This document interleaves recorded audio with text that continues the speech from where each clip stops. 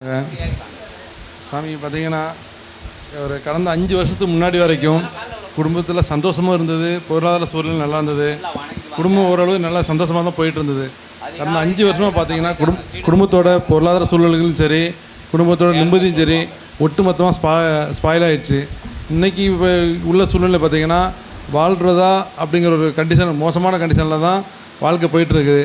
அது சரி, பொருளாதார சூழ்நிலை தான் இப்படி போயிட்டுருக்குன்னா ஒய்ஃபுக்காக இருக்கட்டும், எனக்காக இருக்கட்டும், ஒட்டுமொத்த உடம்புலையும் பார்த்திங்கன்னா பல பிரச்சனைகள் வந்து தொடர்ந்து இன்னல்படுத்திக்கிட்டே இருக்குது. இதை எப்படி பண்ணுறதுன்னே தெரியலை. நம்ம உட்காந்து அனலைஸ் பண்ணி பார்க்குறப்போ நம்மளோட கர்மா தான் வருதுன்னு எல்லாம் சொல்கிறாங்க.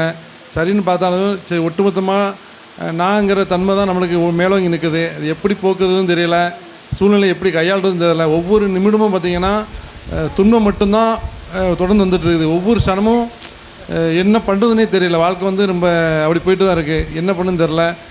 சாமி தான் ஒரு நல்ல வழியை சொல்லணும்.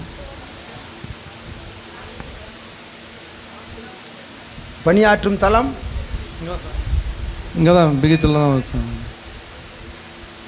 எனக்கு தொடர்ந்து கடன் பிரச்சனைகள் தான் ஃபுல்லாகவே போயிட்டுருக்குது. அதனால தான் சூழ்நிலைகள் வந்து ரொம்ப மோசமாக அமைஞ்சிட்ருக்குது. பொருளாதார ஏற்றத்தாழ்வால் வருகின்ற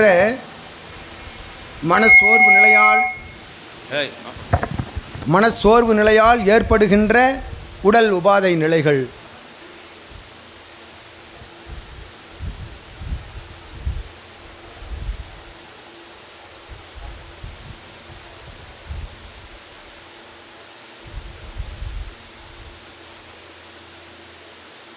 அகத்தியன் யாம் கூறுகின்ற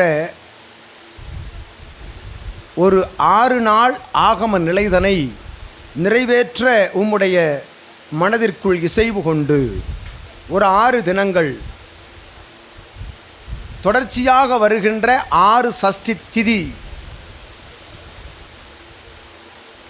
அத்தகைய 6 சஷ்டி திதி நடைபெறுகின்ற வேளைதனில் முதலாவது சஷ்டி திதி நடைபெறுகின்ற அவ்வேளையில் பிரபஞ்ச மகாசபையில் கோமாதா பூஜை கண்டு அடுத்து வரக்கூடிய 4 சஷ்டி திதி வேளைகளில் அது திதி தொடங்கி முடிவுறுகின்ற கால நேரத்திற்குள் மருதமலை நோக்கி சென்று மருதமலை பாம்பாட்டி சித்தனுடைய அற்புதமான அத்தகைய தலம் நோக்கி சென்று 4 சஷ்டி பெருவிழாக்களில் தவற விடாது தொடர்ச்சியாக விநாயகனுக்கு விளக்கேற்றி திருமுருகப் பெருமானை வணங்கி பாம்பாட்டி சித்தன் தவமிருந்த அத்தகைய தலத்திலிருந்து சபை நோக்கி நின்று மூவேலு முறை அகத்திய நாமந்தனை உச்சரித்து பாம்பாட்டி சித்தன் திருவடிகள் போற்றி என்று மூவேலு முறை உச்சரித்து சிவமகா வாழை சித்தனே எமக்கு இகலோக இடரின்னல் தீர்ந்து ஞான பயணம் மேற்கொள்வதற்குரிய அற்புதமான நிலைதனை தருகவென்று இவன் நாமத்தினையும் மூவேலு முறை உச்சரித்து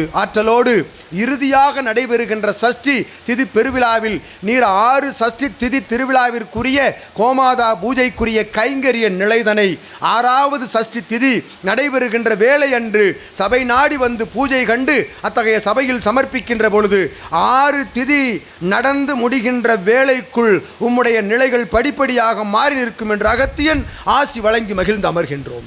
ஓம் அகதீஷாய நமக.